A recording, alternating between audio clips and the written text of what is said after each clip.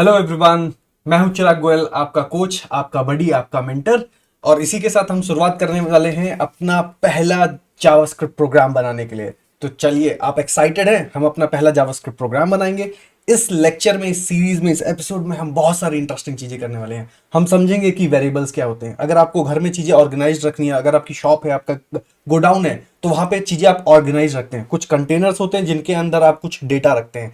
तो वो जो कंटेनर्स होते हैं वो जावास्क्रिप्ट में वेरिएबल्स होते हैं। जो अलग अलग टाइप का आपका डेटा होता है, किसी में सॉलिड है, किसी में लिक्विड है, ऐसे ही जावास्क्रिप्ट में वो डेटा टाइप्स होते हैं। तो इसी के साथ समझेंगे कि आप किसी लिक्विड को, किसी सॉलिड को कैसे आइडेंटिफाई करते हैं कि ये एक लिक्विड है, ये एक सॉलिड है। तो आपके पास कोई तरीके होते हैं ना, मैकेनिज्म होते हैं। ऐसी जावास्क्रिप्ट में टाइप ऑफ होता है जिसके थ्रू आप आइडेंटिफाई करते हो कि कौन सा किस टाइप का कंटेंट है, किस टाइप का डेटा है। इसी के साथ लाइफ में बचपन से हम बहुत सारे ऑपरेटर सीखते हैं, भला वो मैथमेटिकल ऑपरेटर हो, कंपैरिजन करना हो, हमें रियल कोई एप्लीकेशन बनाना हो, कोई कोई भी प्रोडक्ट बनाना हो, हमें बहुत सारे ऑपरेटर्स की जरूरत पड़ती है, हमें यूज करना पड़ता है। तो वो सारे ऑपरेटर्स हम जावास्क्रिप्ट में देखेंगे, उनके रियल यूज केसेस देखेंगे। हम डिफरेंट डिफरेंट वेबसाइट्स पे जाएंगे, कहाँ पे कौन सा ऑपरेटर यूज होता है, उनके यूज केसेस के साथ हम इंप्लीमेंटेशन करेंगे। तो चलिए, अपना लाइफ का मे बी पहला जावास्क्रिप्ट प्रोग्राम बनाते हैं। तो जावास्क्रिप्ट प्रोग्राम बनाने के लिए हम क्या करेंगे? शुरुआत करेंगे। सबसे पहले हम कोई भी वेबसाइट आप ओपन कर लीजिए, कोई भी ब्राउजर में कुछ ओपन कर लीजिए, राइट क्लिक कीजिए। यहाँ पे आप इंस्पेक्ट जब करेंगे तो आपके पास एक टर्मिनल खुलेगा जिसमें आपको एलिमेंट्स में से कंसोल, यहाँ पे कंसोल में जाना है। और यहाँ पे जाके आप अपना सबसे क्विक वे, आप अपना पहला लाइफ का प्रोग्राम बनाने वाले हैं जिसमें आप लिखोगे हेलो वर्ल्ड, क्योंकि हम किसी भी प्रोग्रामिंग लैंग्वेज की शुरुआत हेलो वर्ड से करते हैं और ये आपके प्रिंट कराने का तरीका होता है। तो आपने फर्स्ट अपना जावास्क्रिप्ट का प्रोग्राम प्रिंट करा है जिसमें हमने हेलो वर्ड लिखा है। और जिसमें अगर सेम चीज आप क्या कर सकते हैं, आप आपके पास अगर वीएस कोड है तो वीएस कोड में जाके आप यहां पे अपना पहला प्रोग्राम लिख सकते हैं जिसको आप लिखोगे हेलो वर्ड। और इसको एग्जीक्यूट कराने के लिए टर्मिनल में जाएंगे और जो भी आपका फाइल का नाम है, जैसे मैंने यहाँ फाइल का नाम ऑपरेटर्स डॉट जेएस दे रखा है, आप कोई भी एक फाइल का नाम बना लो। उसको आप यहाँ पे कोड लिखने के बाद नोड जाके और आप ऑपरेटर डॉट जेएस, आप इंडेक्स डॉट जेएस, कोई भी जेएस फाइल बना सकते हो। और उसको जब एग्जीक्यूट करोगे आपका पहला टर्मिनल में आपका पहला जावास्क्रिप्ट प्रोग्राम रन करेगा। बस इसके लिए आपके पास नोड जेएस होना चाहिए, जो कि हमने पहले सेशन में बात की थी। तो चलिए वापस चलते हैं और शुरुआत करते हैं इस लेक्चर में बहुत सारी इंटरेस्टिंग चीजें करने के लिए। तो पहली चीज हम समझेंगे कि डेटा टाइप्स क्या होते हैं। हमारे पास जो डिफरेंट टाइप्स ऑफ डेटा होते हैं वो कौन से होते हैं जावास्क्रिप्ट में, वो सारी चीजें समझते हैं। तो पहली बात हम ये समझते हैं कि डेटा टाइप्स क्या है।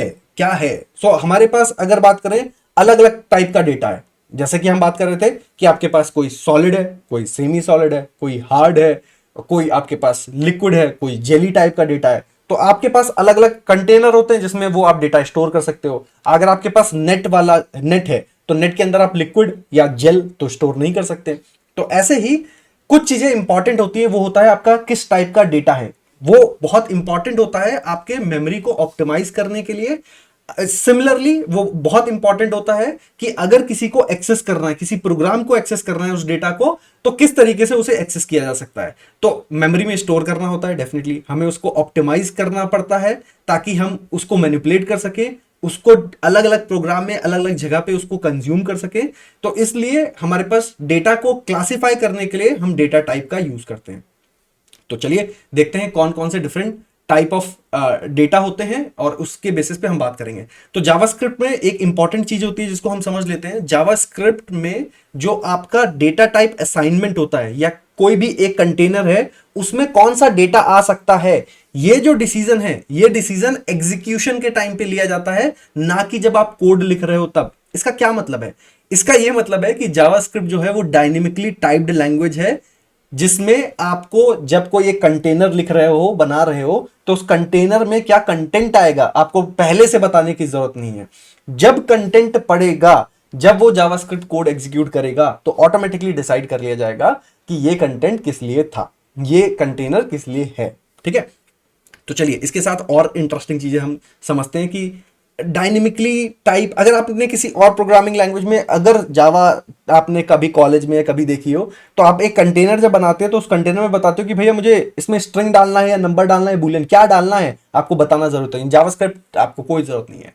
जब आपका कोड एग्जीक्यूट कर रहा है, कभी आप उसमें नंबर डालो, कभी आप उसमें स्ट्रिंग डालो, आपको जो डालना है, जैसे रिप्लेस करना है, आप सब कर सकते हो। और ये चीजें पॉसिबल होती हैं जावास्क्रिप्ट में। तो ये एक पावरफुल वे है जावास्क्रिप्ट में, हम डेटा टाइप्स को डायनेमिकली टाइप और डायनेमिकली कास्ट करने के लिए काम आता है। तो चलिए फटाक से देख लेते हैं कौन कौन से हमारे पास डेटा टाइप है। इसके यूज केसेस हम देखेंगे, रियल वर्ल्ड में जाएंगे, एप्लीकेशंस में ढूंढेंगे कि ये कहां डेटा टाइप्स अवेलेबल है, और इसको हम कोड करने की कोशिश करेंगे। तो पहली चीज बात करते हैं, हमारे पास स्ट्रिंग है, हमारे पास नंबर है, हमारे पास बिग इंट है, बूलियन है, अनडिफाइंड है, नल, सिंबल, ऑब्जेक्ट। अरे ये क्या क्या है, ये क्या है, क्यों है, कोई बताएगा मुझे? तो चलिए हम सबसे पहले देखते हैं, अगर किसी स्ट्रिंग की बात करते हैं तो स्ट्रिंग बेसिकली क्या होता है? स्ट्रिंग क्या होता है? स्ट्रिंग होता है कुछ हमारे पास स्टेटमेंट्स होते हैं, कुछ करेक्टर्स होते हैं, या वो एक करेक्टर होगा या वो मल्टीपल करेक्टर्स होंगे, या एक करेक्टर है या सेट ऑफ करेक्टर्स है, ये आपका एक स्ट्रिंग बनाता है। तो अगर मुझे से सपोज लिखना है, ओके, अगर मुझे लिखना है चिराग चिराग गोयल, तो ये एक स्ट्रिंग है। अगर मुझे एबीसी लिखना था तो ए भी एक स्ट्रिंग है। बस जावास्क्रिप्ट के केस में हम या तो सिंगल कोट या डबल कोट में उन स्ट्रिंग्स को लिखते हैं। इंपॉर्टेंट थिंग, अगर मुझे पीडब्ल्यू स्किल्स लिखना है तो ये दोनों स्ट्रिंग्स हैं, या आप सिंगल कोट में या डबल कोट में स्ट्रिंग्स को जावास्क्रिप्ट में नोटेट करते हो, जिसमें वो एक कैरेक्टर हो सकता है या मल्टीपल कैरेक्टर्स होते हैं, या इसमें और भी चीजें हो सकती हैं, इसके साथ नंबर्स भी हो सकते हैं। ये सब स्ट्रिंग है क्योंकि ये सिंगल कोट या डबल कोट के अंदर है। तो ठीक है, अब चलते हैं किसी वेबसाइट पे और जरा ढूंढते हैं कि अगर हमें कहीं पे स्ट्रिंग मिल जाती है। तो अगर हम पीडब्ल्यू स्किल्स पे जाएं तो हमारे पास ये जो प्योर हार्ड वर्ड लिखा हुआ है, ये जो डिफरेंट कोर्सेज है, ये जितना भी कंटेंट लिखा हुआ है, ये सारे के सारे स्ट्रिंग है, इजंट इट? हमने एक स्ट्रिंग में लिखा हुआ है, ये स्ट्रिंग में कैसे लिखा जाएगा? या इसको डबल कोट में ऐसे लिखोगे या इसको सिंगल कोट में लिखोगे, दोनों ही स्ट्रिंग्स हैं। ठीक है, अब वापस चलते हैं, अब देखते हैं नंबर्स। तो नंबर्स क्या होते हैं? नंबर्स जावास्क्रिप्ट में सेट ऑफ डिजिट्स होते हैं। तो अगर सेट ऑफ डिजिट की बात की जाए तो जावास्क्रिप्ट में नंबर्स आपका 0 to 9 जो नंबर्स हैं, इनके कॉम्बिनेशन पे बनते हैं। तो आपका नंबर क्या हो सकता है? आपका नंबर 10 भी हो सकता है, आपका नंबर 100,000, जो भी आपके हैं, ये सारे नंबर्स हैं। ये एक पॉजिटिव नंबर, एक नेगेटिव नंबर, दोनों हो सकते हैं। ये भी पॉसिबल है कि एक नेगेटिव नंबर हो। आपका कोई डेसिमल नंबर होगा तो भी वैलिड है, तो ये भी आपका वैलिड है। ये सारे आपके वैलिड यूज केसेस हैं, जहां पे आपके नंबर्स की हमने जो बात की, ये सारे के सारे हमारे नंबर्स हैं। डेसिमल हो, भला वो नेगेटिव हो, पॉजिटिव हो, फ्लोटिंग हो, पर उनका जो कॉम्बिनेशन है वो 0 से 9 जो हम डिजिट जानते हैं, वो एक नंबर्स हैं। तो चलिए पहले हम इसको रियल वर्ल्ड में जाके ढूंढते हैं। हम ढूंढते हैं कि यहाँ पे हमें कहीं नंबर मिल रहा है क्या? हाँ, हमें मिला। जो कोर्सेज के जो प्राइजेस हैं वो एक नंबर्स हैं। और हमेशा याद रखिएगा कि आपके जो नंबर्स हैं, जैसे ये 3500 है, ये आपका एक नंबर है। 3500 is a number, 35,000 is a number. अगर यहाँ पे आप कुछ भी डेसिमल में भी होता 99, ये भी आपका एक नंबर है। अगर ये निगेटिव में भी होता 100 -10, ये भी आपका एक नंबर है। मोस्ट इंपॉर्टेंट याद रखिएगा कि अगर मैंने 3500 ऐसे लिखा है या 3500 ऐसे लिखा है, दोनों में डिफरेंस ये है, ये एक स्ट्रिंग है और ये एक नंबर है। स्ट्रिंग्स हमेशा सिंगल और या डबल कोट में होते हैं, इर्रेस्पेक्टिव ऑफ कि अगर उसके अंदर कैरेक्टर्स क्या है। कैरेक्टर्स कोई भी हो सकते हैं, पर ये एक स्ट्रिंग है और ये एक नंबर है। तो चलिए इसी के साथ और डेटा टाइप्स को देखते हैं और समझते हैं।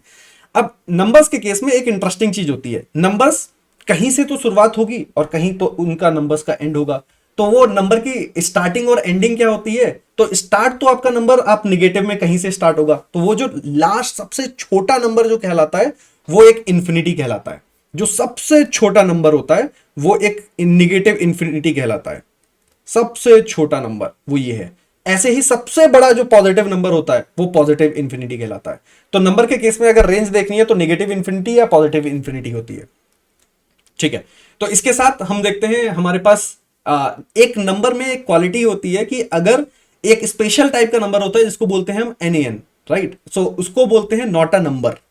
तो ये क्या होता है, मतलब नंबर भी है, आप कह रहे नॉट अ नंबर है, ये क्या है? ये एक स्पेशल टाइप ऑफ डेटा है जावास्क्रिप्ट में, जो जनरली जब हम कोड करते हैं और किसी एक नॉन नंबर को अगर हम नंबर में कन्वर्ट करने की कोशिश करते हैं, उसको नंबर की तरह यूज करने की कोशिश करते हैं, तब हमें ये हमेशा प्रॉब्लम देता है। जैसे कि अगर मेरे पास एक मेरा नाम ही है, अगर मेरा नाम है, अगर मैं उसको नंबर में कन्वर्ट करने की कोशिश करूंगा तो ये मुझे कहेगा नॉट अ नंबर। मैं इसको कैसे भी चाह के भी इसको कन्वर्ट नहीं कर सकता नंबर में, ये वैलिड नहीं है। तो NaN आपको नॉट अ नंबर जनरली आपको ये तब आएगा जब आप किसी नॉन नंबर को नंबर में कन्वर्ट या नंबर की तरह इस्तेमाल यूज करने की कोशिश कर रहे हैं। ठीक है, तो ये सारे यूज केसेस हम और देखेंगे रियल वर्ल्ड में, और भी बहुत सारी इंटरेस्टिंग चीजें होने वाली है। अब बात करते हैं जावास्क्रिप्ट के केस में, जो हमारे नंबर्स होते हैं। अब नंबर्स की तो कुछ रेंज होगी ना, मतलब आप नंबर्स कंप्यूटर में मेमोरी में कहीं स्टोर करना चाहते हैं। अब जब हम स्टोर करना चाहते हैं तो हम कौन सा बिट ऑपरेटिंग सिस्टम यूज कर रहे हैं, उन सब चीजों के ऊपर भी डिपेंड करता है कि हमारा नंबर की रेंज कहां से कहां तक आ सकती है, क्या चीज मेमोरी में स्टोर हो सकती है। तो जावास्क्रिप्ट के केस में अगर हम बात करते हैं तो अप्रोक्सीमेट 2 to the power 53 - 1 ये हमारा पॉजिटिव मैक्सिमम नंबर जो वैलिड है वो ये होता है। ऐसे ही अगर निगेटिव बात करें तो वो कुछ ये होता है। तो निगेटिव में जो वैलिड रेंज है और पॉजिटिव में वैलिड रेंज है वो ये है। पर अभी तो हमने कहा था कि पॉजिटिव इंफिनिटी और निगेटिव इंफिनिटी होता है, तो ये क्या है? तो एक्चुअली में पॉजिटिव और नेगेटिव इंफिनिटी होती है, पर अगर आप उसको कैलकुलेशन में यूज करेंगे, इससे छोटा या इससे बड़ा जो हमने मेंशन किया है, तो उस केस में प्रॉब्लम क्या होने वाली है कि आपका जो प्रिसीजन है वो एक्यूरेट नहीं होगा। अगर आपको प्रिसीजन एक्यूरेट रखना है तो आप इस रेंज में ही यूज करेंगे। तो अब बहुत सारे ऐसे यूज केस है जहां पे हमें बहुत बड़े बड़े बड़े बड़े बड़े नंबर यूज कर रहे हैं, तो उन चीजों के लिए हम क्या करेंगे? तो इसको एक बार देखते हैं कि एक्चुअली में ये वैल्यू कितनी है। तो हम एक चीज यूज करेंगे थोड़ा सा कैलकुलेशन के लिए, आपको चिंता करने की बात नहीं है, ये सारी चीजें आप सीखेंगे। 10⁻53 - 1। तो आप देख रहे हैं इतना बड़ा जो नंबर है, ये एक वैलिड नंबर है, कि पॉजिटिव नंबर है जहां तक जावास्क्रिप्ट का वेरिएबल और नंबर को समझ सकता है। इसके बाद का कोई अगर नंबर होगा तो वो जावास्क्रिप्ट को कैलकुलेशन में प्रिसीजन में प्रॉब्लम आती है। तो उसके लिए से सपोज एक बहुत बड़ा नंबर है, तो आप देखोगे कि ये जो नंबर है ये कन्वर्ट हो जाता है e⁻ एक्सपोनेंशियल फॉर्मेट में चला जाता है। इसको रिप्रेजेंट करने के लिए एक चीज होती है जिसको बोलते हैं n। तो जावास्क्रिप्ट में अगर आप किसी भी नंबर के आगे n लगा देते हैं तो वो एक नंबर बिग इंट में कन्वर्ट हो जाता है, जो आपके लिए क्या कहते हैं सेफ नंबर होता है। और बेसिकली उसके लिए कैलकुलेशंस वगैरह को अवॉइड करने के लिए ये हम यूज करते हैं। ठीक है, तो ये एक रेगुलर नंबर की तरह बेसिकली ट्रीट किया जाता है इस केस में। तो अब बूलियन की बात करते हैं। तो बूलियन क्या होता है? बूलियन के लिए चलिए सबसे बढ़िया एग्जांपल देखते हैं बूलियन के लिए। अगर मैं इस ग्रोसरी की वेबसाइट पे जाता हूं, ठीक है, तो इस ग्रोसरी की वेबसाइट पे अगर मैं टॉप पे देखता हूं यहां पे, तो बूलियन का मतलब होता है दो ही चीज होती है, या तो ट्रू होगा या फॉल्स होगा। बूलियन में और कुछ होता ही नहीं है, या ट्रू या फॉल्स, ट्रू या फॉल्स। ट्रू मतलब सही, फॉल्स मतलब गलत। ठीक है, तो ट्रू के केस में यहां पे अगर हम देखेंगे, अगर मैं साइन इन हूं, मैं लॉग्ड इन हूं, तो यहां पे जो दिखा रहा है वो दिखा रहा है चिराग गोयल, ये मेरा नाम दिखा रहा है। अगर मैं साइन इन नहीं होता तो यहां पे एक ऑप्शन आता और कहता कि भैया साइन इन करो। तो ये जो दो कंडीशन है, ये दिखेगा या ये दिखेगा, तो एक्चुअली ये एक बूलियन के ऊपर डिसाइड किया हुआ है, या तो ट्रू है या फॉल्स है उसके बेसिस पे। सिमिलरली आप देखोगे यहां पे बॉटम पे अभी आपको कोई यहां पे कार्ट नहीं दिखाई दे रहा है। जब हम ऐड टू कार्ट करते हैं तो यहां पे ये जो चिप है, जो आपका बास्केट दिखाई दे रहा है, ये जो कार्ट वैल्यू दिखाई दे रही है, ये आती है और जाती है। ये किसके बेसिस पे आ रही है और जा रही है? एक बूलियन है जो इंटरनली जिसने प्रोग्राम लिखा है उसने कोड लिखा होगा कि अगर कोई कार्ट में कोई आइटम है तो ये दिखाओ वरना नहीं दिखाओ। सिमिलरली आपके ये जो ऐड दिखाई दे रहा है ये भी वैसी है कि आपका ऐड, ये ऐड वाला प्रोडक्ट है तो ये चिप आएगा, अगर ये ऐड वाला प्रोडक्ट नहीं है तो ये चिप हमें नहीं दिखाना है। तो बूलियन के केस में सिंपल सा होता है, वो ये है बूलियन या तो ट्रू होता है या आपका फॉल्स होता है।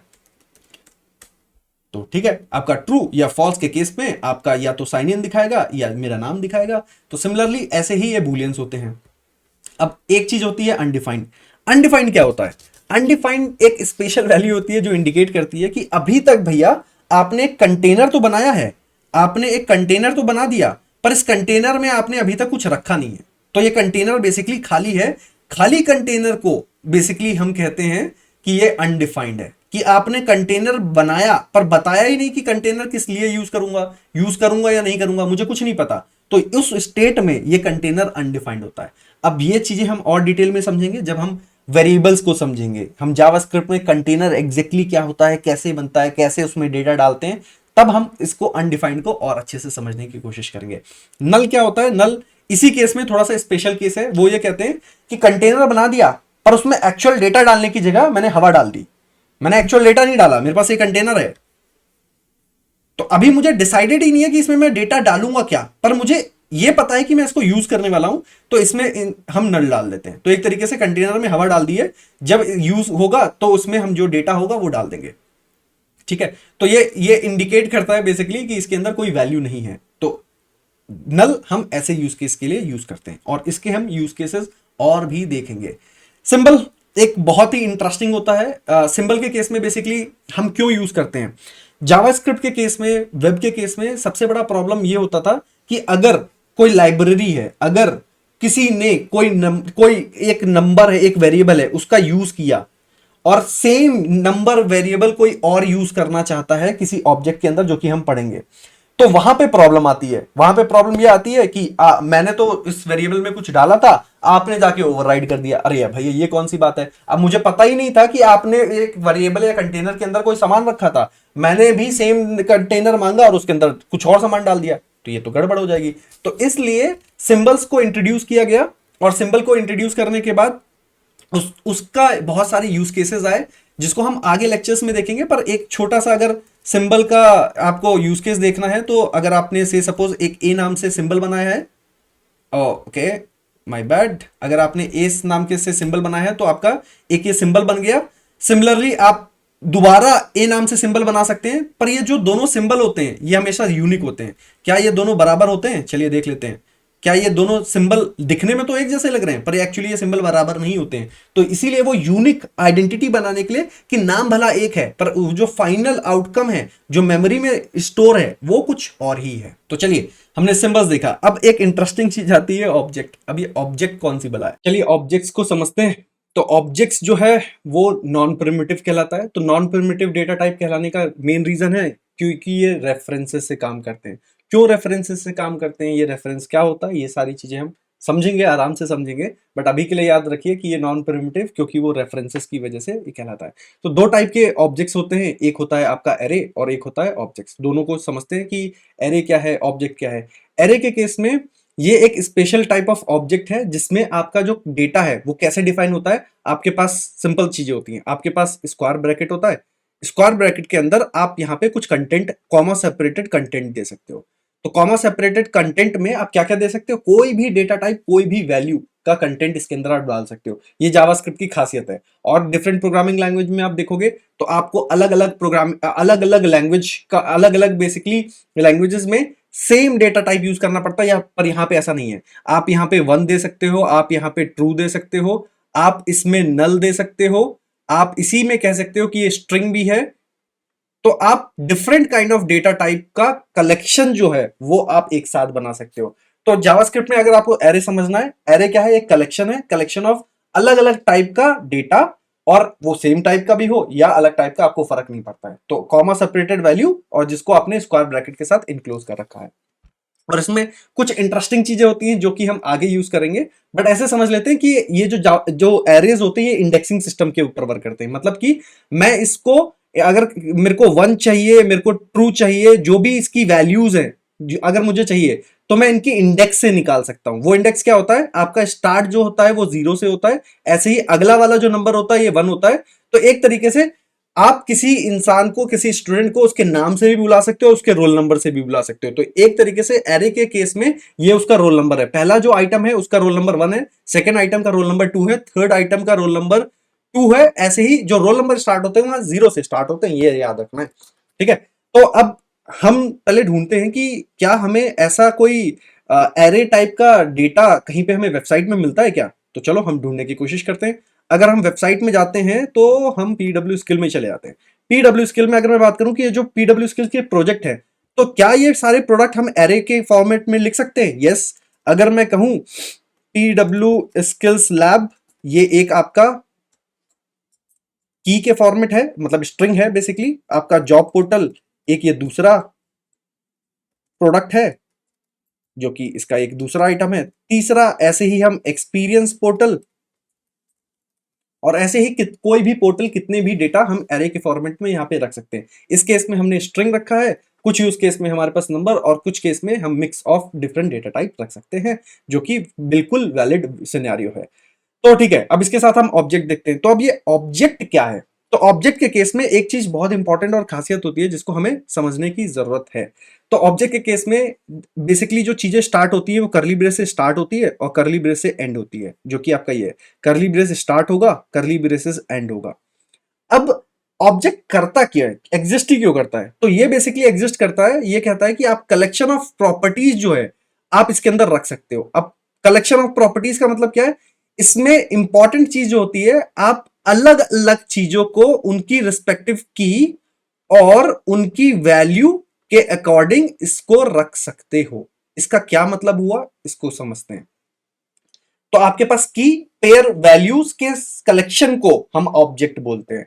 अब इसमें की क्या है, वैल्यू क्या है, और ये पेयर कैसे बनता है, इसको समझते हैं। जैसे कि आप मेरी डिटेल लेंगे, तो मेरी मेरे मेरी बहुत सारी डिटेल है। जैसे मेरा फर्स्ट नेम है, मेरा लास्ट नेम है, मेरा मैं किस कंपनी में काम करता हूं, ठीक है, मेरी एज क्या है, मेरी सैलरी क्या है, मेरी बहुत सारी डिटेल्स हो सकती हैं। ऐसे ही आप पीडब्ल्यू स्किल्स का कोई कोर्स लोगे, तो वो कोर्स का टाइटल क्या है, उसका डिस्क्रिप्शन क्या है, उसके लेक्चर्स क्या है, ऐसे ही उसका प्राइस क्या है, ऐसी काफी चीजें आप की और पेयर वैल्यू में स्टोर कर सकते हो, राइट। तो वो जो की पेयर वैल्यू होता है, इसका जो कलेक्शन है, इसको हम ऑब्जेक्ट बोलते हैं। तो अब मल्टीपल कीज हो सकती है और मल्टीपल इनके वैल्यूज हो सकते हैं करस्पॉन्डिंग। तो चलिए, जैसे इस केस में नेम जो है वो जैक है, इस केस में कंपनी जो है वो टीपीडब्ल्यू स्किल है। जो इंपॉर्टेंट चीज नोट करने वाली है, जो की पेयर वैल्यूज होते हैं ये आपके कोलन से सेपरेटेड होते हैं, और आपका जो एंड होता है, ये दूसरा वाला जो होता है, ये कॉमा सेपरेटेड वैल्यूज होती हैं। सिर्फ इन चीजों का ध्यान रखना है, आप एक ऑब्जेक्ट बना सकते हो। अब ऑब्जेक्ट का डेफिनेशन, कंसिडर एग्जांपल, हम टीडब्ल्यू स्किल्स में चलते हैं या फिर आप कहीं पे भी चलते हैं। चलिए, मैं एक पोर्टफोलियो पे लेके चलता हूं, कंपनी की डिटेल ही देख लेते हैं, ठीक है। तो कंपनी की अगर हम डिटेल देख रहे हैं, तो अब मैं अपनी बात करता हूं। तो अगर मैं अपना नाम बताऊं, तो नाम क्या है? ऑब्वियसली मेरा नाम चिराग गोयल है। अगर मैं सेम चीज बात करूं कि मेरी लोकेशन क्या है, तो मेरी लोकेशन जो मैं बताऊंगा वो है बैंगलोर। सिमिलरली और क्या डिटेल्स हो सकती हैं? इसके साथ साथ और डिटेल्स हैं, जैसे कि अगर मैं कंपनी की बात करूं, तो ठीक है, माइक्रोसॉफ्ट हो गया, जहां मैं काम करता हूं। इसके साथ और बहुत सारी डिटेल्स हो सकती हैं, मेरी एज, मेरी सैलरी।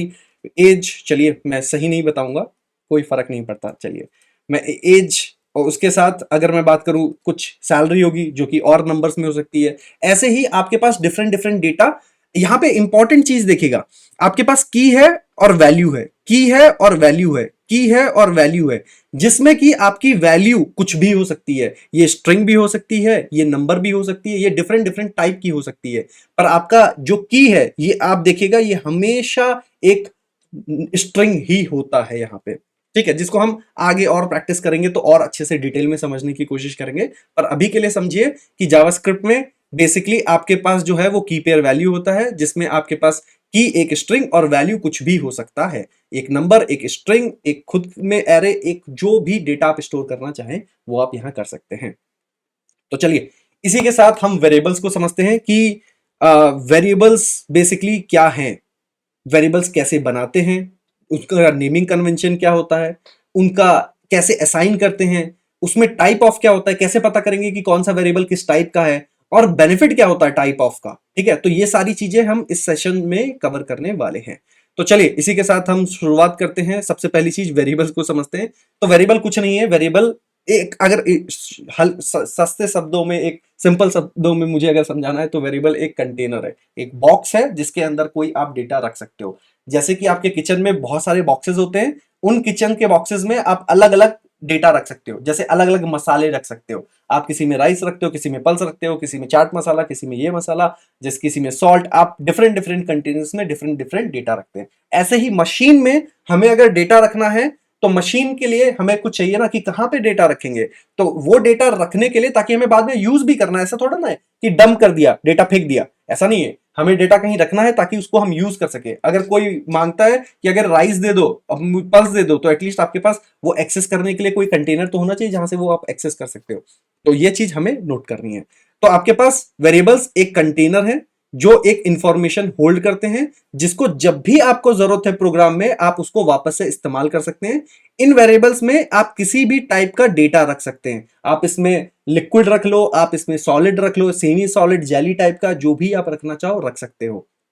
ठीक है, तो ये आपका एक तरीके से कंटेनर जिसको हम समझेंगे। और जब भी हम चाहें इसकी जो वैल्यूज होती हैं उसको हम चेंज कर सकते हैं, रीड कर सकते हैं और राइट कर सकते हैं, हम एक्सेस कर सकते हैं। और जब अगर हमारे पास एक राइस का बॉक्स है तो राइस के बॉक्स में हमें राइस बनाना होगा तो निकालेंगे, जब खत्म हो जाएगा तो फिल भी तो करेंगे, है ना। तो ऐसे ही वेरिएबल्स के लिए कंटेनर, एक कंटेनर के अंदर हम दूसरा डेटा भी डाल सकते हैं। तो जावास्क्रिप्ट के अंदर आप राइस का डब्बा जब खाली हो जाएगा तो उसके अंदर पल्स भी डाल दो तो चलेगा। ठीक है, तो जावास्क्रिप्ट मना नहीं करता है। तो उसके साथ चलिए और इंटरेस्टिंग चीजें देखते हैं जावास्क्रिप्ट में। जावास्क्रिप्ट में कितने टाइप के ये कंटेनर्स होते हैं पहले तो ये समझते हैं। तो जावास्क्रिप्ट में आपके पास अलग अलग टाइप के कंटेनर्स होते हैं। अब अलग अलग टाइप के कंटेनर्स है ही क्यों, क्या जरूरत है? तो किचन में भी हमारे पास अलग अलग कंटेनर्स होते हैं ना। तो किस टाइप के कंटेनर्स होते हैं? जैसे कि हमारे पास किचन में एक प्लास्टिक का कंटेनर होता है, कोई ग्लास का होता है, कोई स्टील का होता है। सारे कंटेनर्स अलग अलग पर्पज से यूज होते हैं। किसी में कुछ रिस्ट्रिक्शंस होती हैं, किसी के कुछ बेनिफिट्स होते हैं, किसी के कुछ ड्रॉबैक्स होते हैं, राइट। तो ऐसे ही हमारे पास जावास्क्रिप्ट में भी अलग अलग कंटेनर्स हैं जिनमें हम कोई डेटा, कुछ डेटा टाइप स्टोर कर सकते हैं। तो इन कंटेनर्स को थोड़ा सा समझने की कोशिश करते हैं। तो पहला कंटेनर हम बात करेंगे जो कि हमारा एक वैर कंटेनर है। दूसरा कंटेनर हम बात करेंगे एक लेट कंटेनर है। तीसरा कंटेनर एक कॉन्स्ट कंटेनर है। चौथा कंटेनर जिसमें हमने बताया नहीं कि किस टाइप का कंटेनर है, कोई भी चीज चलेगी, ठीक है। तो हम ये बात करते हैं। तो पहला ये हमारे पास वैर है, दूसरा हमारे पास लेट है, तीसरा कंटेनर हमारे पास कॉन्स्ट है, और चौथा कंटेनर तो कुछ भी नहीं है, तो नो डेफिनेशन। तो यहां पे हमने कोई भी डेफिनेशन नहीं दी है, ठीक है। तो इसके साथ हम देखते हैं कि कोई भी एक वेरिएबल को, एक कंटेनर को बेसिकली कैसे हम कोई डेटा वगैरह देते हैं, ठीक है। तो एक कंटेनर अगर मुझे बनाना है वैर से, तो मैंने एक कंटेनर बनाया जिसका नाम मैंने अभी ए दिया है। उसके अंदर जो मैंने डेटा रख रहा हूं वो मैंने डेटा रखा है से सपोज 10। अब ऐसे ही अगर मुझे एक लेट के साथ कंटेनर बनाना है तो लेट के साथ कंटेनर कैसे बनाऊंगा? लेट, इसका नाम बी दे देते हैं और इसकी जो वैल्यू है कुछ 20 दे देते हैं। ऐसे ही एक कॉन्स्ट बनाते हैं। तो कॉन्स्ट बनाने के बाद मे बी सी दिया है और इसके अंदर क्योंकि एक different different type of data, different data रखा जा सकता है, तो हम इस केस में मे बी जो नाम है वो मेरा नाम रख देते हैं। सिमिलरली एक फोर्थ चीज होती है जिसमें आपने कंटेनर तो बनाया पर इस कंटेनर में आपने बताया नहीं कि ये किस टाइप का कंटेनर है। तो इस केस में से सपोज हम 30 यहाँ पे स्टोर करते हैं। तो अब देखते हैं हो क्या रहा है यहाँ पे एग्जैक्टली, ठीक है। तो इसको समझने की कोशिश करते हैं। पहला, क्योंकि कंटेनर है तो कंटेनर को कोई नाम भी होना चाहिए। कंटेनर का नाम क्यों होना चाहिए वो बहुत इंपॉर्टेंट है। अगर आपके पास एक गोडाउन है, अगर आपने उसमें चीजें ऑर्गेनाइज करके नहीं रखी है, कंटेनर्स के अंदर नहीं रखी है, तो क्या आप उससे सामान निकाल पाएंगे? बहुत डिफिकल्ट है। सिमिलरली आपके पास गोडाउन है, आपने कंटेनर तो है पर कंटेनर के नाम नहीं दिए हैं, तो इतने बड़े गोडाउन में आप कोई सामान कैसे निकाल के लेके आओगे? अगर आपने उनके नाम दे रखे हैं तो बड़ा आसान है निकालना। तो ऐसे ही आपके किचन में है, किचन में अगर आपके पास सॉल्ट है और किचन में ऐसे ही व्हाइट कलर के आपके पास बेकिंग पाउडर या कुछ और है, तो आइडेंटिफाई करना बहुत डिफिकल्ट है कि ये कौन सा मसाला है। आपके पास चाट मसाला, चना मसाला, छोले मसाला, सब कंफ्यूज, कौन सा मसाला कौन सा है, नहीं समझ में आता, है ना।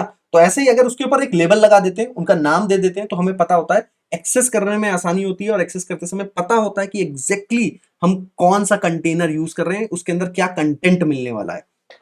ऐसे ही जावास्क्रिप्ट में कंटेनर्स का नाम देने के लिए हम वैर या लेट या कॉन्स्ट यूज करते हैं, जिससे हम उसका नाम देते हैं।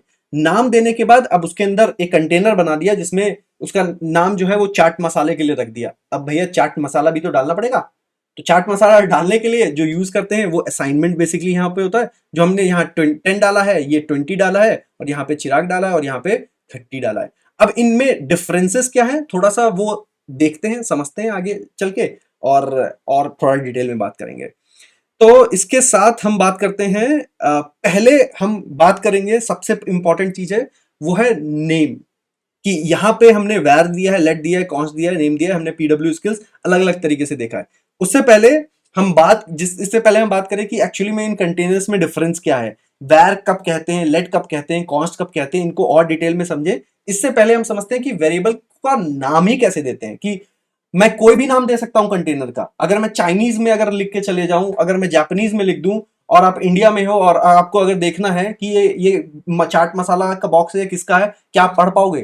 क्या आप उसको कंज्यूम कर पाओगे? नहीं कर पाओगे। तो सिमिलरली अगर आप एक नेमिंग कन्वेंशन फॉलो नहीं करते हो, तो प्रोग्राम भी जो है, मशीन भी जो है, कंप्यूटर जो है, वो उसको समझ पाएगा क्या? शायद नहीं समझ पाएगा। तो आपको जो वेरिएबल्स के नाम है, वो वेरिएबल्स के नाम किसी एक स्टैंडर्ड को फॉलो करते हुए ही यूज करने हैं। आप कुछ भी रेंडम नाम और कन्वेंशन यूज नहीं कर सकते हैं, वो वर्कआउट नहीं करेगा। तो ठीक है, इस चीज को हम समझते हैं कुछ चीजों के साथ। पहली चीज समझते हैं, पहला, आपका जो वेरिएबल है वो जो स्टार्ट होता है वो किसी एक लेटर या एक अंडरस्कोर या डॉलर से ही स्टार्ट हो सकता है। सबसे इंपॉर्टेंट, आपका जो वेरिएबल का नाम है वो किन किन चीजों से स्टार्ट हो सकता है? या तो वो एक लेटर होगा, मतलब ए से जेड तक की वैल्यू होगी, भला वो स्मॉल हो या कैपिटल हो, फर्क नहीं पड़ता है, या ए से जेड छोटा या ए से जेड बड़ा। इसके साथ साथ और क्या है, एक अंडरस्कोर है और एक डॉलर है।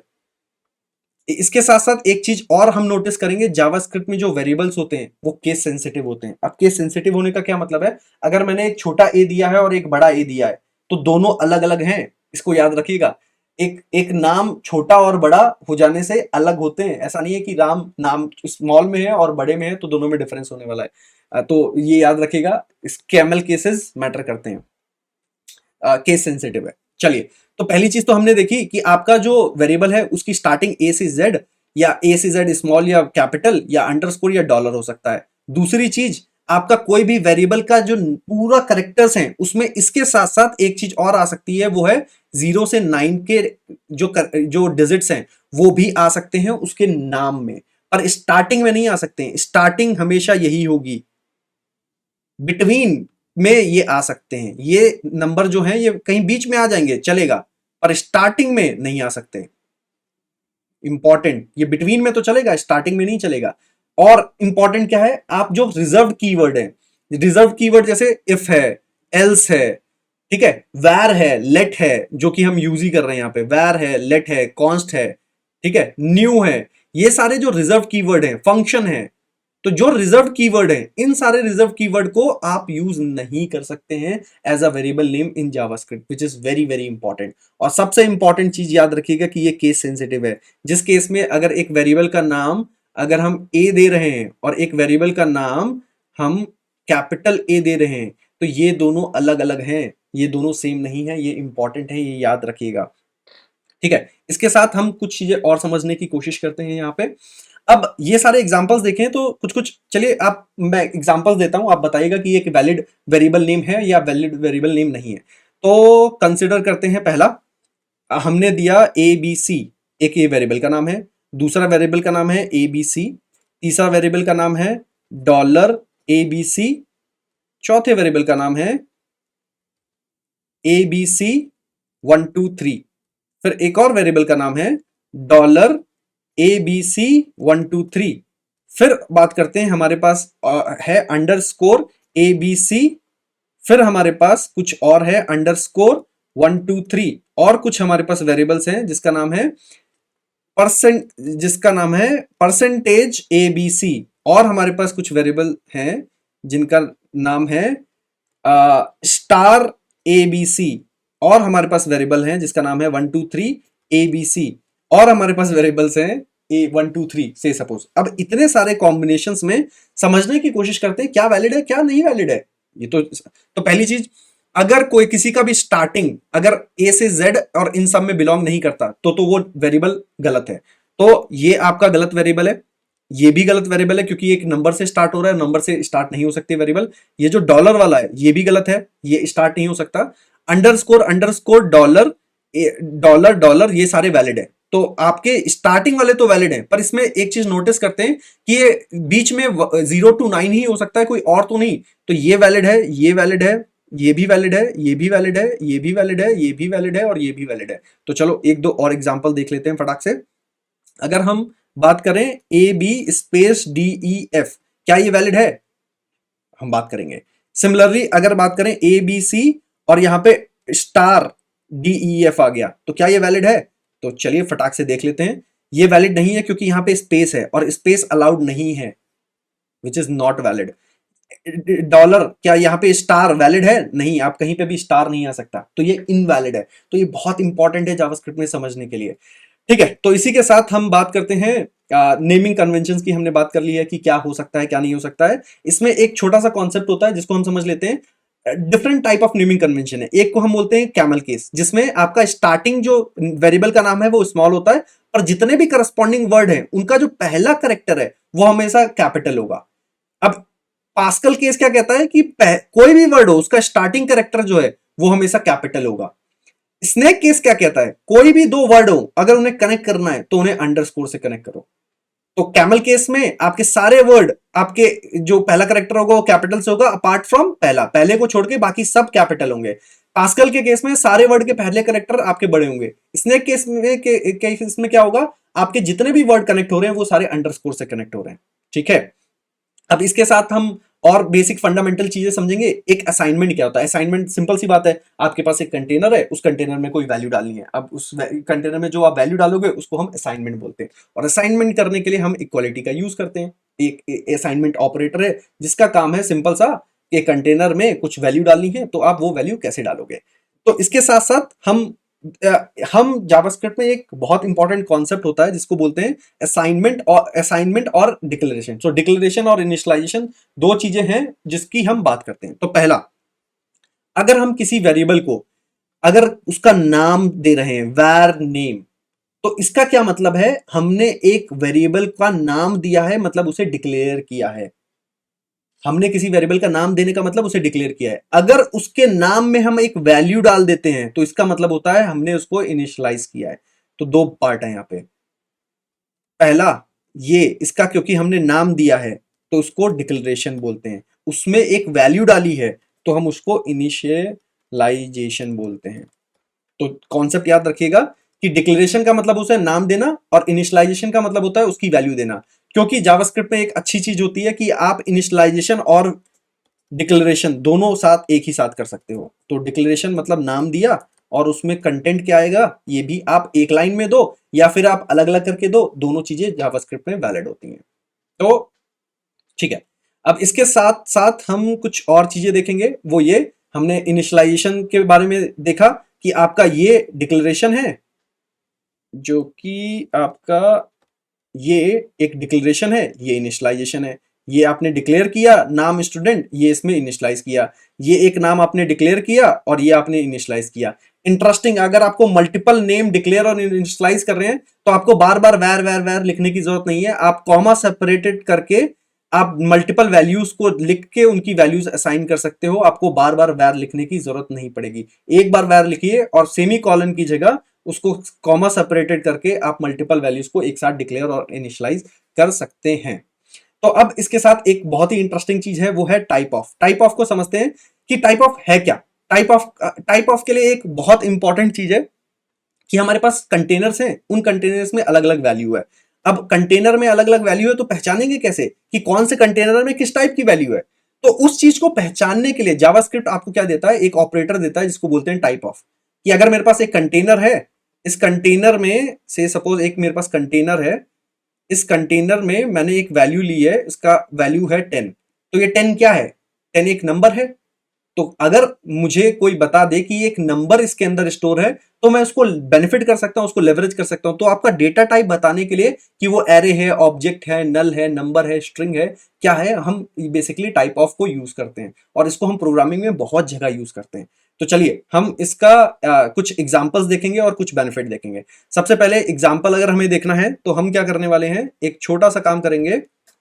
एक वेरिएबल बनाएंगे, जैसे कि यही एक वेरिएबल है, इसको हम एक नेम, इसको एक पर्सन की डिटेल की तरीके से ले लेते हैं। एक पर्सन है जिसमें उसका नाम है, लोकेशन है, ऑब्जेक्ट है। सिमिलरली इसके पास और भी इंटरेस्टिंग चीजें हो सकती हैं। तो अब अगर ये पर्सन है तो इस पर्सन को अगर देखते हैं तो इसका टाइप ऑफ क्या है।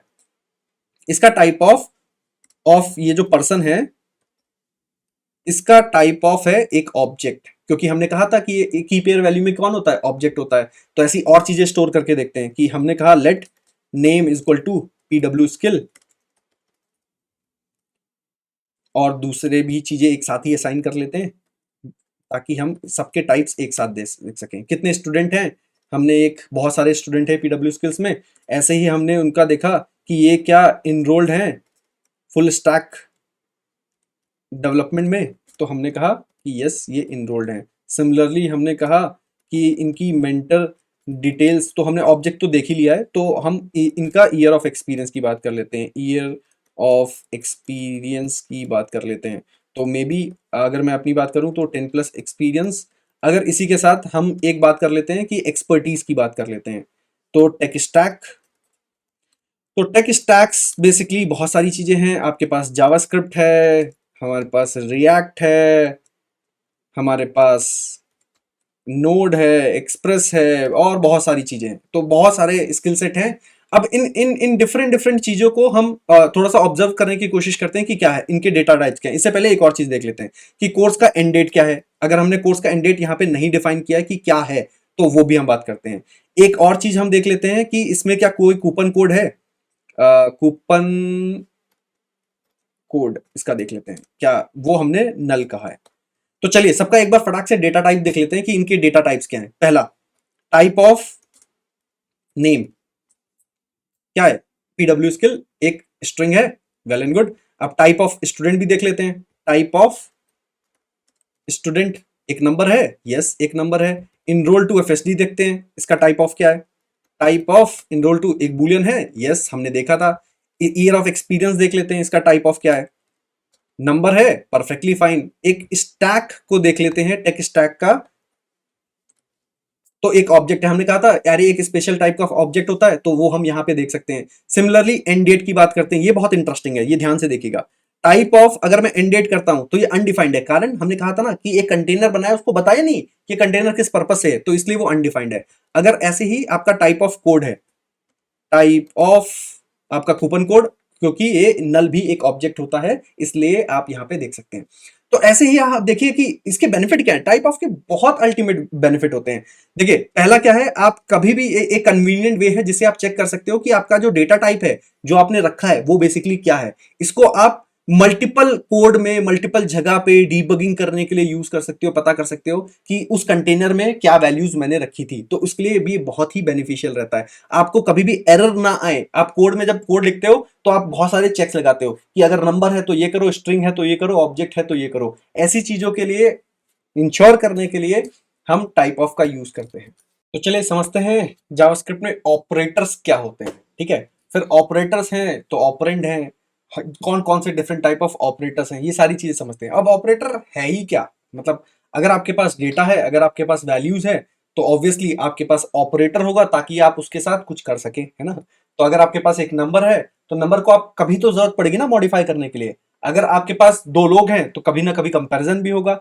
अगर आपके पास कोई कंटेनर खाली है तो उसके अंदर कुछ डालना भी होगा, उसको फिल भी करना होगा, उसको कंज्यूम करना होगा। ऐसे ही ऑपरेटर के बहुत सारे ऑपरेटर्स होते हैं, उनके बहुत सारे यूज केसेस होते हैं। और क्योंकि प्रोग्रामिंग है, कोई वैल्यू एग्जिस्ट करती है तो उसकी हाई एक्यूरेसी और फास्टर स्पीड के लिए उनके कुछ ना कुछ ऑपरेटर्स यूज किए जाते हैं, जिसके थ्रू हम प्रोग्राम लिखते हैं। तो ऑपरेटर्स की जरूरत हर जगह प्रोग्रामिंग में होती है, हर जगह आप देखोगे कोई ना कोई ऑपरेटर यूज होता है। तो इसको समझना बहुत ही इंपॉर्टेंट है और इसका समझना बहुत ही आसान भी है साथ में।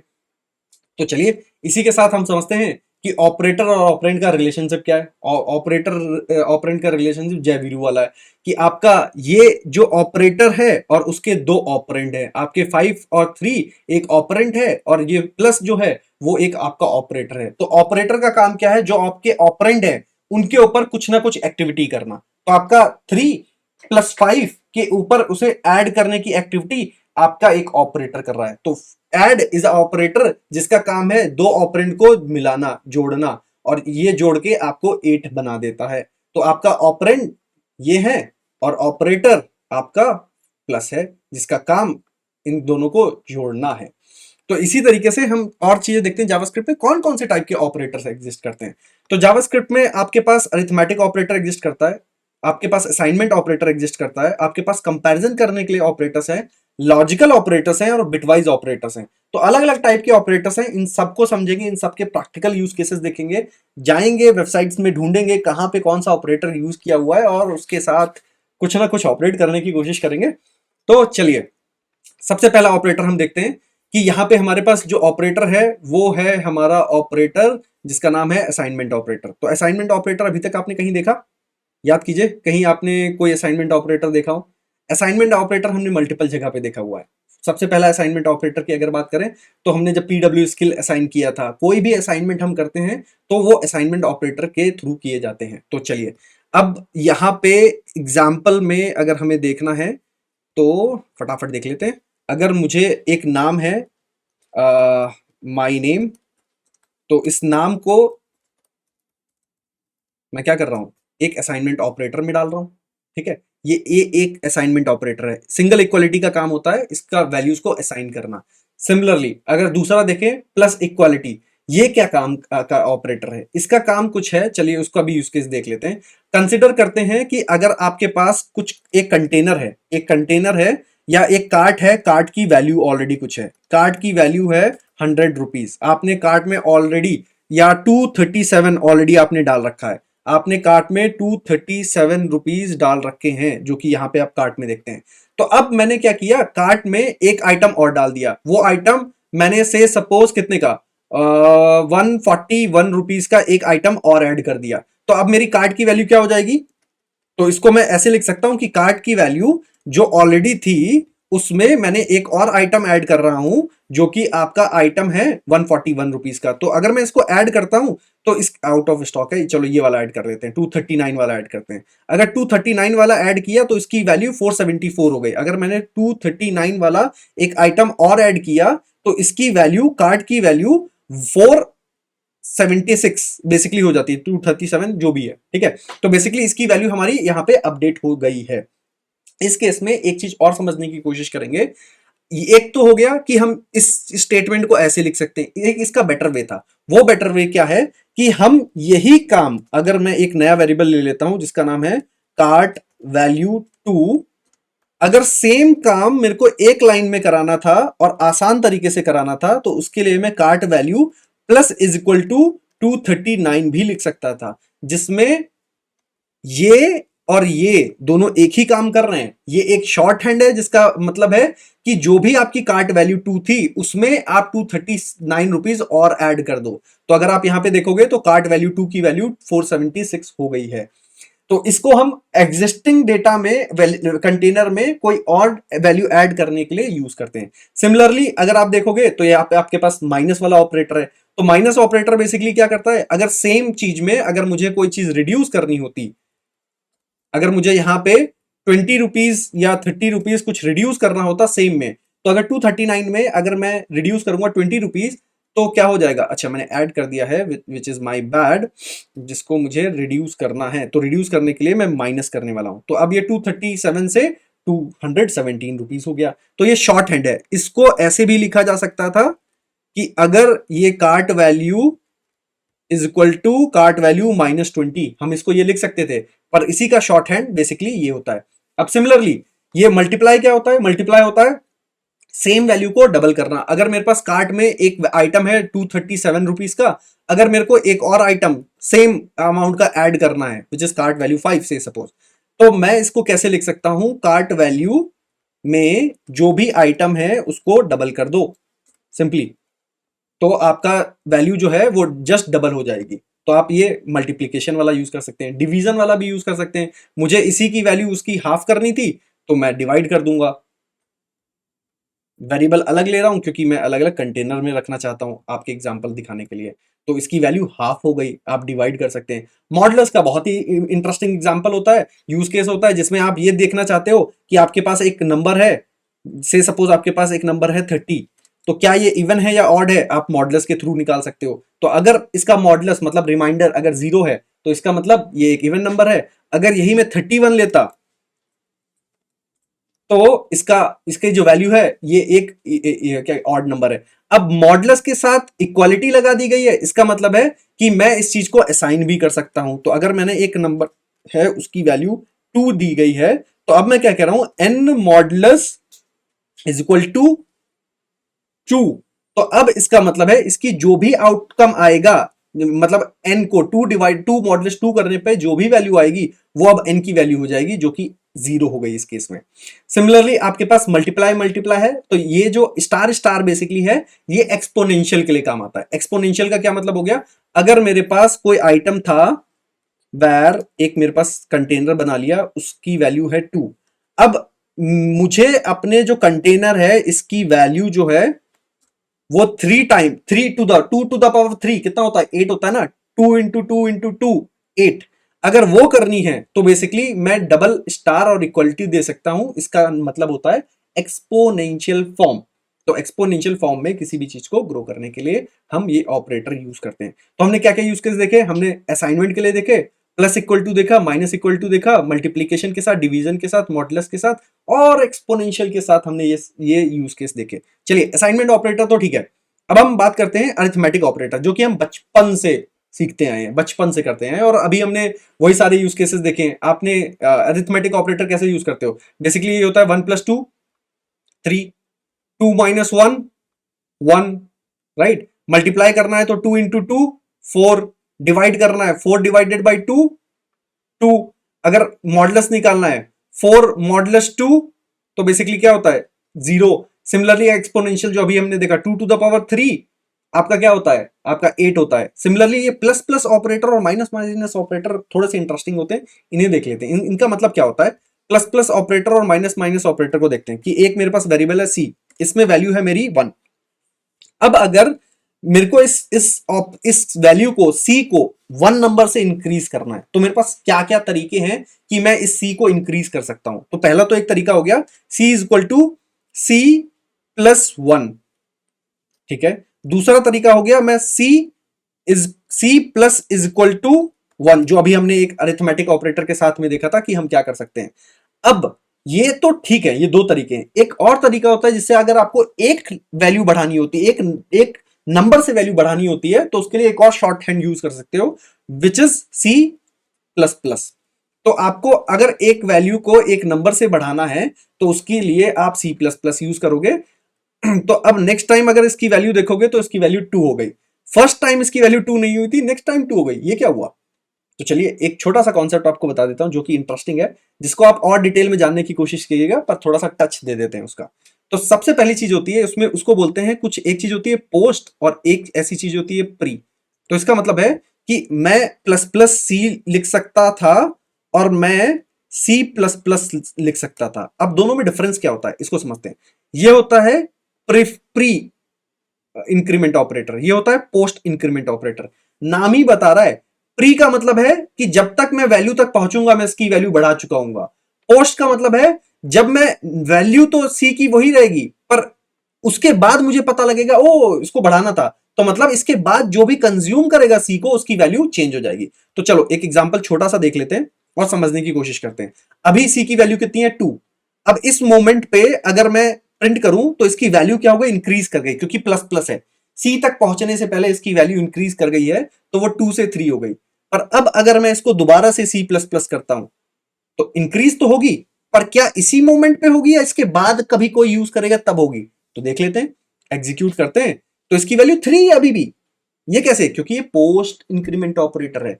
ऐसे ही अगर मैं सी को दोबारा से प्रिंट कराता हूं तब मुझे पता लगेगा अच्छा ये इसकी वैल्यू इंक्रीज हो गई थी पर लास्ट टाइम मुझे पता नहीं चला। तो ये पोस्ट और प्री इंक्रीमेंट होता है, जिसको आप थोड़ा सा ट्राई कीजिएगा। जैसे ये एडिशन के लिए होता है ऐसे ही ये सब्सट्रैक्शन के लिए होता है, जो कि आप माइनस माइनस के तरीके से यूज कर सकते हैं।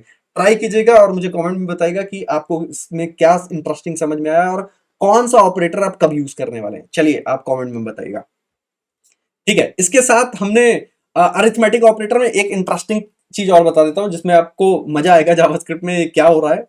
तो अगर हम बात करें, आपके पास दो चीजें, एक आपके पास नंबर है 1 2 3। अगर मैं कहूं इसमें मुझे 1 ऐड करना है तो आप ऐड करोगे तो 1 2 3 4 प्लस 1 ऐड हुआ तो 1 2 3 4 5 हो गया, वेल एंड गुड, कोई प्रॉब्लम ही नहीं है यहाँ पे। पर अगर मैं कहूं मेरे पास है 1 2 3 4 और इसके साथ एक स्ट्रिंग है, नंबर नहीं है, वो एक ऐसी स्ट्रिंग है, तो अब आप देखोगे यहां पे इंक्रीज नहीं हुआ, ये जुड़ गया, कॉन्कैट हो गया, ये पहला वाला 1 2 3 4 और आपका 1 दोनों जुड़ के 1 2 3 4 और 1 एक स्ट्रिंग बना दिया इसने। तो ये जावास्क्रिप्ट में काफी इंटरेस्टिंग चीज होती है जिसको हमेशा याद रखिएगा। आप कभी भी एक स्ट्रिंग और नंबर को ऐड करते हैं तो वो एक स्ट्रिंग बन जा रहा है, ठीक है। ऐसे ही दो चीजों को जोड़ने से पहले एक बार आप ट्राई कर लीजिएगा कि क्या वो कुछ और तो नहीं बन रहा है, आप कुछ और एक्सपेक्ट कर रहे थे। अब ये हम बचपन से करते हैं पर ये काफी इंटरेस्टिंग है, चलिए फिर भी ये देखते हैं। डबल इक्वालिटी का क्या मतलब होता है? डबल इक्वालिटी का हम यूज केस देखते हैं। डबल इक्वालिटी का मतलब होता है कि अगर मेरे पास जो चीज लेफ्ट में है और जो चीज राइट में है, क्या ये दोनों बराबर हैं? तो इस केस में 1 और 1 दोनों बराबर हैं, यस। सिमिलरली जावास्क्रिप्ट के केस में आप एक स्ट्रिंग को 1 में और एक नंबर को 1 में अगर लेते हो और चेक करते हो क्या ये बराबर है, तो ये कहता है कि हाँ इन दोनों की वैल्यू तो बराबर है, तो ये ट्रू है। पर ये तो गड़बड़ है, ये दोनों तो सेम नहीं है, एक स्ट्रिंग है एक नंबर है, आप कैसे कह रहे हो कि ये दोनों सेम है? तो जावास्क्रिप्ट में इस चीज को सॉल्व करने के लिए, इसका सोल्यूशन निकालने के लिए जावास्क्रिप्ट ने क्या कहा कि मैं एक और ऑपरेटर दे रहा हूं जो है ट्रिपल इक्वालिटी। मतलब अगर आपने सेम चीज एक नंबर को और एक स्ट्रिंग को ऐसे कंपेयर किया होता विद सेम वैल्यू, तो इस केस में तो ट्रू आया था और इस केस में आएगा फॉल्स। क्यों? क्योंकि ये क्या कहता है, मैं वैल्यू तो चेक करूंगा पर वैल्यू के साथ साथ इनका जो डेटा टाइप है वो भी चेक करूंगा। तो डेटा टाइप पहले वाले का क्या है, नंबर, और इसका स्ट्रिंग। क्योंकि दोनों की डेटा टाइप सेम नहीं है तो ये दोनों सेम नहीं है। तो ये काफी इंटरेस्टिंग है। तो चलिए इसको एक बार फटाक से हम कोड भी करके देख लेते हैं। तो इस केस में हम क्या करेंगे, चाहिए इस केस में हम क्या करेंगे, चलो देखते हैं। इसको रिमूव करते हैं, हम चेक कर लेते हैं क्या 1 स्ट्रिंग वाले 1 के बराबर है? हाँ है। क्या 1 ये वाले स्ट्रिंग के बराबर है? कहेगा नहीं, फॉल्स है। क्यों? क्योंकि ये एक नंबर है और ये एक स्ट्रिंग है। तो ट्रिपल इक्वालिटी का मतलब होता है स्ट्रिक्ट चेक। आप एक स्ट्रिक्ट चेक कर रहे हो जिसके बेसिस पे हम कुछ चीजें कर रहे हैं, ठीक है। अब नॉट इक्वालिटी का मतलब क्या होता है? इसका मतलब जो चीज हम इक्वल चेक कर रहे थे उसका रिवर्स होता है। तो अभी जैसे हमने एग्जाम्पल देखा 1 इक्वल टू 1 स्ट्रिंग वाला, ये ट्रू था। अगर मैं इसको नॉट कर दूंगा तो ये फॉल्स हो जाएगा। सिमिलरली जहां पे हमने एक एग्जांपल देखा था ट्रिपल इक्वालिटी का, जो ये फॉल्स दे रहा था, अगर मैं इसमें नॉट लगा दूंगा तो वो रिवर्स हो जाएगा, वो ट्रू दे देगा। तो ये सेम एग्जांपल्स हैं जो हमने यहाँ पे देखे, एक नॉट वाला, एक नॉट स्ट्रिक के साथ, एक नॉट विदाउट स्ट्रिक के साथ। Greater than equality, less than, चलिए फटाक से देखते हैं कि ये जनरली कब यूज करते हैं। एक छोटा भाई है एक बड़ा भाई है। अगर हम बात करते हैं राम है, उसकी उसकी एज 12 है और श्याम है जिसकी एज 15 है। तो इस केस में अगर मैं कहूंगा कि क्या राम की एज श्याम से बड़ी है, तो ये कहेगा फॉल्स, नहीं भैया 12 कभी 15 से बड़ा कैसे हो सकता है। तो अगर मैं कहूं उल्टा कि क्या 12 15 से छोटा है, तो यस ये छोटा है, ये आपको ट्रू देगा। अगर मैं कहूं कि अगर 15 क्या 15 से छोटा है, नहीं, कैसे हो सकता है भाई, 15 और 15 तो बराबर होते हैं। तो इसी चीज के लिए मैं 15 क्या छोटा या बराबर है ऐसे लिख सकता हूं। हाँ आप ऐसे लिख सकते हो। तो अगर आप कभी ऐसे लिखते हो कि क्या ये बराबर हैं या छोटे हैं, तो आपको ये फिट बैठता है। सिमिलरली आप इसको बड़ा या बराबर बोल सकते हो। हाँ बड़ा तो नहीं है पर एटलीस्ट बराबर तो है, तो इसलिए आप यहाँ पे इसको ट्रू स्टेटमेंट मिलेगा।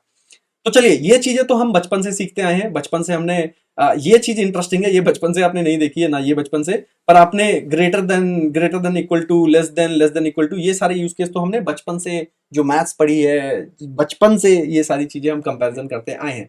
तो चलिए इसके साथ हम कुछ लॉजिकल ऑपरेटर पढ़ेंगे, और ये logical operator one of my favourite, क्योंकि जावास्क्रिप्ट में जो चीजें हमने कहीं और पढ़ी हैं और जावास्क्रिप्ट में जो हम पढ़ते हैं वो एकदम अलग लेवल पे हैं। तो हम इसको समझने की कोशिश करते हैं। यहाँ पे ये कौन कौन से टाइप के लॉजिकल ऑपरेटर्स हैं और इनका क्या सिग्निफिकेंस है।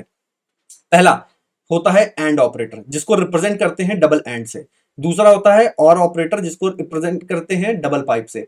तीसरा होता है नॉट ऑपरेटर, जिसको रिप्रेजेंट करते हैं नॉट से। नॉट बड़ा सिंपल होता है। नॉट का सिंपल सा मतलब होता है भाई अगर ट्रू है तो मैं फॉल्स दूंगा, फॉल्स है तो ट्रू दूंगा, जो भी बोलोगे उसके अपोजिट। मतलब कुछ आंटियां होती है ना, आप कुछ भी करो सब में कमी निकालने की आदत होती है। तो ये नॉट जो है हमारी वही आंटी है जिसका काम है आप जो करोगे उसमें गलती, अच्छा तो बुरा, बुरा तो अच्छा। तो अगर एग्जांपल लेते हैं कि अगर मैं कहूं कि मैं ये ट्रू हूं, तो अगर मैंने इसके साथ नॉट लगा दिया तो इसकी वैल्यू फॉल्स हो जाएगी, क्योंकि इसका काम ही यही है कमी निकालना, उल्टा काम करना।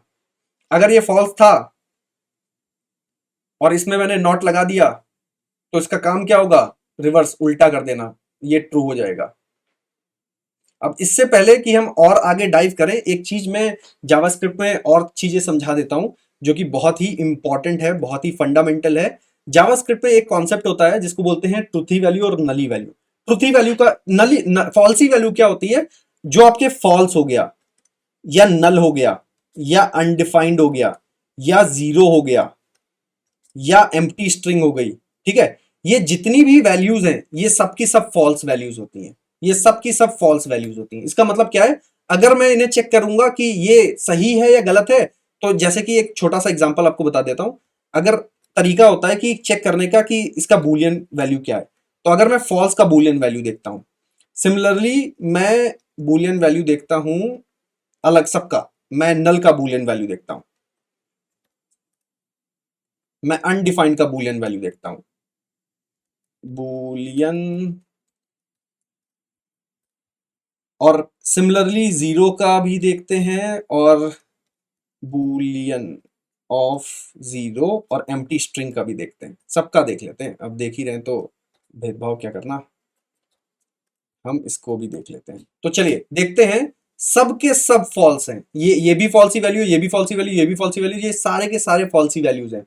सबके सब बूलियन अगर देखोगे तो सबके सब फॉल्स वैल्यू कहलाता है। तो इसका मतलब अगर, और ट्रुथी वैल्यू उसके अलावा सब छोड़ के ट्रुथी वैल्यू है, मतलब अगर मैं 2 कहूं तो ये ट्रुथी वैल्यू है, अगर मैं ABC कुछ ऐसा कहूं तो ये ट्रुथी वैल्यू है। तो अगर मैं ट्रुथी वैल्यू के साथ अगर मैं नॉट लगा देता हूं तो फॉल्स हो जाएगा। अगर मैं फॉल्सी वैल्यू जो कि जीरो है इसके साथ अगर नॉट लगा देता हूं तो उल्टा ट्रू हो जाएगा। तो ये तो बड़ा इंटरेस्टिंग केस है कि जो भी ट्रू है उसको फॉल्स हो जाता है नॉट के साथ, जो फॉल्स है वो ट्रू हो जाता है। और ट्रूथी वैल्यू है या नहीं है, इसके लिए सबसे सिंपल, ये जितनी भी वैल्यूज है ये सारी फॉल्सी वैल्यूज हैं, इसके अलावा कुछ भी आपको मिलता है तो वो हमेशा आपके पास ट्रूथी वैल्यू है, भला वो नंबर है, स्ट्रिंग है, एरे है, ऑब्जेक्ट है, जो भी है वो सब ट्रूथ है। सिर्फ यही चीजें हैं जावास्क्रिप्ट में जिसको हम फॉल्सी वैल्यूज बोलते हैं। तो चलिए इसके साथ हम कुछ और चीजें समझने की कोशिश करते हैं। वो ये कि ये एंड ऑपरेटर, और ऑपरेटर, या नॉट ऑपरेटर किस तरीके से काम करता है। कुछ कुछ एग्जांपल्स लेते हैं।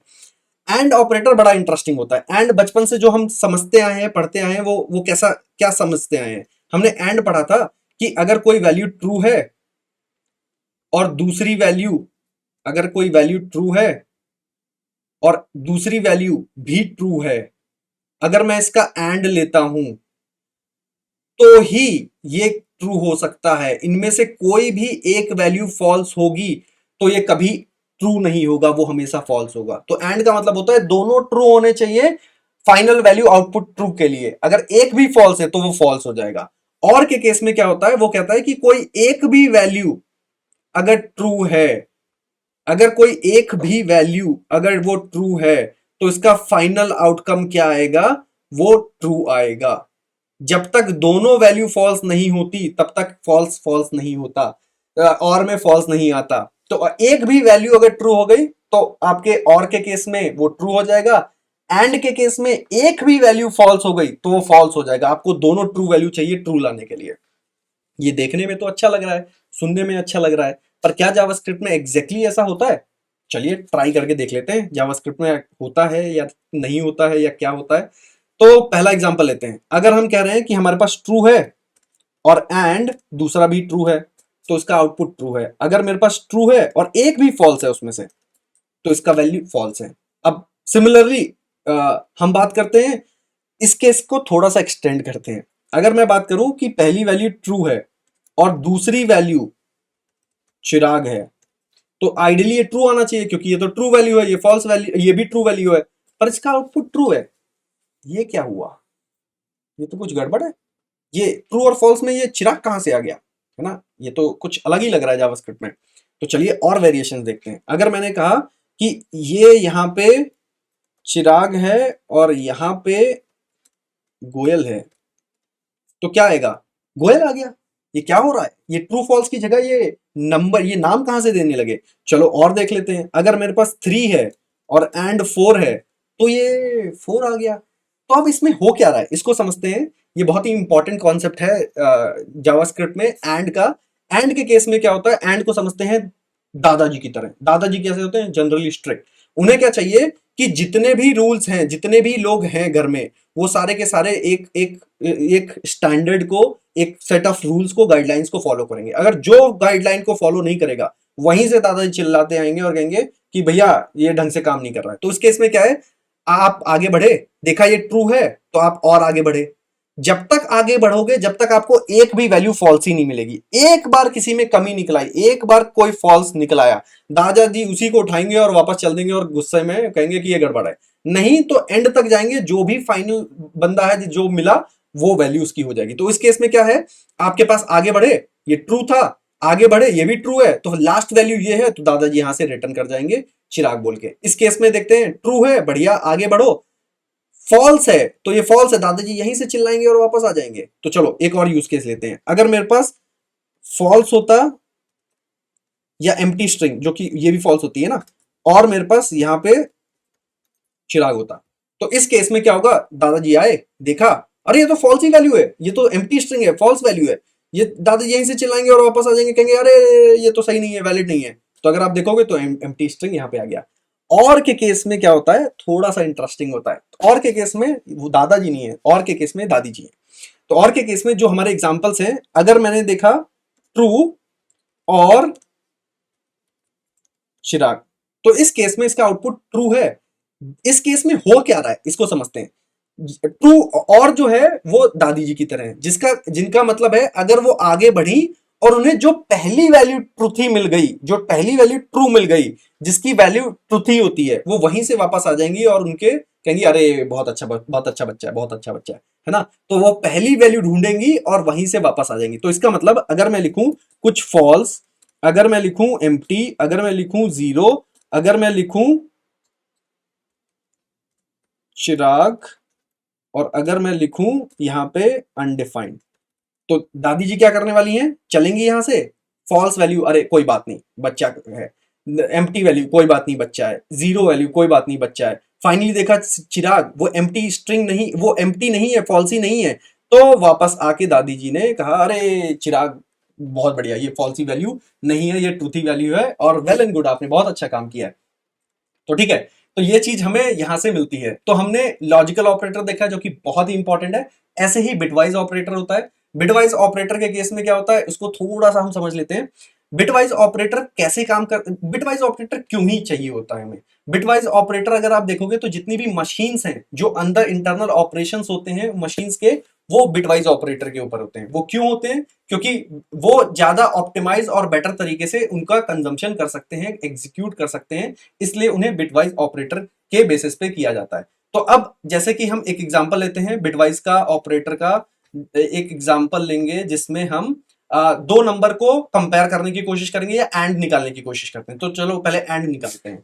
अगर मेरे पास टू है, अगर मेरे पास टू है और मेरे पास थ्री है, इन दोनों का मुझे एंड निकालना है। तो एंड कैसे निकालते हैं, एंड ऐसे निकालते हैं, मतलब ये बिट वाइज कंपैरिजन में होगा। डबल एंड जो होता है वो नॉर्मल होता है, सिंगल एंड जो है वो बिट वाइज में होता है। तो बिट वाइज में पहले समझते हैं कि आपका जो 10 होता है, 10 को लिखा जाता है ऐसे, और आपका जो 11 होता है वो लिखा जाता है ऐसे। अब ये क्यों लिखा जाता है, अगर इसको आपको समझना है तो एक छोटी सी चीज बता देता हूं। आपका हमारे पास क्या था, two, two divided by two कितना आया, वन। इसका रिमाइंडर कितना है, इसका रिमाइंडर जीरो। टू, अब ये वन आया, वन डिवाइडेड बाई टू, ये क्या आया, अब तो ये कुछ भी नहीं बचा, जीरो, पर इसका रिमाइंडर कितना आया, वन। तो अगर इसको रिवर्स डायरेक्शन में आप देखोगे तो टू का अगर आप बाइनरी बिटवाइज में कन्वर्ट करते हो तो उसकी वैल्यू वन और जीरो हो जाती है। सिमिलरली अगर हम थ्री का एग्जांपल लेते हैं, थ्री डिवाइडेड बाई टू, इसकी वैल्यू कितनी होती है, ये वन पॉइंट समथिंग, इसको वन मानते हैं, इसका रिमाइंडर कितना है, वन। ऐसे ही ये वन बचा, वन को फिर से डिवाइड करो टू से, अब इसकी value approximate zero point something होगी, जिसको जीरो कंसीडर करेंगे, रिमाइंडर वन बचा। तो थ्री का बिटवाइज अगर मैं बात करते हैं तो उसको हम 11 बोलते हैं। तो ये जितने भी कंपैरिजन हम कर रहे हैं, ये बेस जो है ये टू मान के हम कर रहे हैं। अगर आपने बिटवाइज नहीं भी पता है कोई बात नहीं, आप थोड़ा सा जाके डिटेल में देखना चाहेंगे, सर्च करना चाहेंगे तो आपको पता लग जाएगा। ऐसे ही अब एंड के केस में बात करते हैं कि एंड में हो क्या रहा है। एंड में क्या होता है, हमारे पास टू है जो कि वन जीरो है, और ये क्या है, वन वन है। तो अगर इसका एंड लेंगे तो जीरो और वन, इसमें से एंड का मतलब क्या हुआ, जीरो। अब ऐसे ही वन और वन का दोनों ट्रू है तो ये आपका क्या हो जाएगा, वन। तो अब वन और जीरो क्या होता है, ये टू के बराबर होता है, जो कि हमने देखा था। तो and of two and three is equal to 2। Similarly अगर आप और की केस की बात करते हैं तो 2 और 3 का और लेते हैं तो ये 1 है, ये 1 0 है, ये 1 1 है। और के केस में क्या होता है, इन दोनों में से कोई भी 1 है तो ये 1 हो जाएगा, इन दोनों में से कोई भी 1 है तो ये 1 हो जाएगा। इसकी वैल्यू इक्विवेलेंट होती है 3 के। सिमिलरली आपके पास नॉट है रिवर्स करने के लिए, ये चीजें शिफ्टिंग के लिए काम आती है। शिफ्टिंग का मतलब हो गया, अगर आपके पास कोई वैल्यू है, से सपोज वैल्यू आपकी कुछ ऐसी है 10 की तरीके से है, या ये 00 है जो कि 4 की वैल्यू होती है। सिमिलरली आपके पास एक और चीज होती है 101 जो कि 5 के बराबर होती है, आई थिंक, राइट। तो अगर आप इसको शिफ्ट करना है, अगर आप इसको लेफ्ट शिफ्ट करोगे, लेफ्ट शिफ्ट करने का मतलब एक आप राइट शिफ्ट करोगे तो एक आप इस तरफ खिसकाओगे जिसमें आपका एक जीरो चला जाएगा और ये बचेगा। राइट शिफ्ट करने का मतलब हो गया एक जीरो आखिरी में यहां पे और लग जाएगा। तो अब जो भी इसकी वैल्यू आएगी फाइनली नंबर में कन्वर्ट होके 10 बेस में, वो आपकी वैल्यू हो जाएगी। तो शिफ्टिंग का मतलब ये समझते हैं, आगे खिसकाया या पीछे खिसकाया, आगे खिसकाया तो एक जीरो और ऐड हो जाएगा, पीछे खिसकाया तो जो लास्ट वाली वैल्यू थी वो चली जाएगी। तो चलिए इसके साथ हम बात करते हैं। हमने आज बहुत ही इंटरेस्टिंग, बहुत ही लंबा लेक्चर और सेशन था, पर बहुत सारी चीजें इंटरेस्टिंग थी। पहला प्रोग्राम बनाया, उसमें हमने different type of data types बात किया, उसमें हमने डिफरेंट कंटेनर्स की बातें की हैं, ठीक है। हमने बहुत सारी इंटरेस्टिंग चीजें कवर की हैं इस सेशन में, और हम आगे सेशन में बहुत कुछ करने वाले हैं। तो बने रहिएगा और नेक्स्ट सेशन में आप मिलते हैं।